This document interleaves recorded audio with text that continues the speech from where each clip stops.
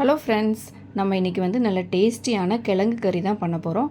அதுவும் பார்த்திங்கன்னா இன்றைக்கி மரவள்ளி கிழங்குக்கு தான் வச்சு நம்ம கறி பண்ண போகிறோம். இது ரொம்பவே டேஸ்ட்டாக இருக்கும், ரொம்ப குயிக்காகவும் செஞ்சிடலாம். வாங்க எப்படி செய்யலான்னு பார்க்கலாம். ஃபஸ்ட்டு இதுக்கு பார்த்திங்கன்னா ஒரு மரவள்ளி கிழங்கு வந்து எடுத்திருந்தேன். இது வந்து நல்ல தோலை வந்து கட் பண்ணிவிட்டு சின்ன சின்ன பீஸாக வந்து கட் பண்ணி வச்சுருக்கேன். இந்த மாதிரி சின்ன சின்ன பீஸாக கட் பண்ணி எடுக்கும்போது சீக்கிரமாக வந்து வெந்துடும். அதே மாதிரி கட் பண்ண பிறகு நம்ம வந்து தண்ணியில் போட்டு ஒரு 2 டைம் வந்து நல்லா வந்து வாஷ் பண்ணி எடுத்துக்கணும். ஏன்னா வந்து அதில் வந்து மண் இருக்கும். நம்ம நல்லா கழுவி எடுக்கும்போது அது வந்து நல்லா க்ளீன் ஆகிடும். இப்போ நம்ம இதை வந்து வேக வச்சிடலாம். ஸ்டவ் ஆன் பண்ணிவிட்டு ஒரு கடாய் வச்சுக்கலாம்.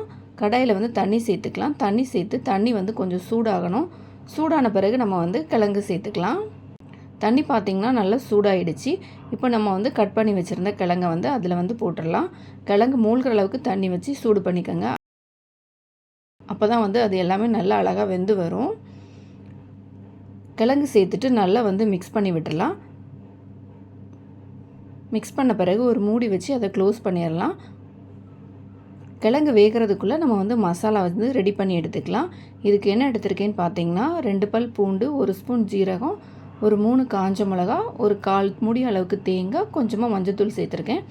இது எல்லாத்தையுமே நம்ம வந்து மிக்ஸி ஜாரில் போட்டுக்கலாம். இப்போது இது பார்த்திங்கன்னா கொஞ்சமாக தண்ணி சேர்த்துட்டு நம்ம வந்து கொரன்னு தான் அரைச்சி எடுத்துக்கணும்.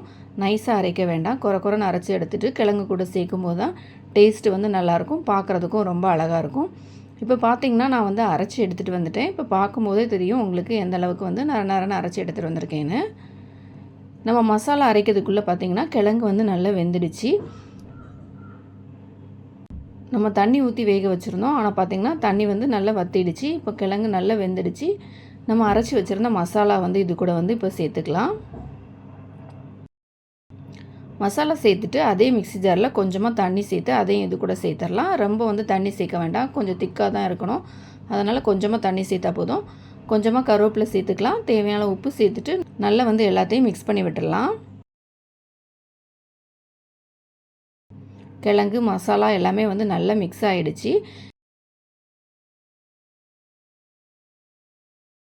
பார்த்திங்கன்னா இப்போ வந்து லைட்டாக கொதி வர ஆரம்பிச்சிருச்சு.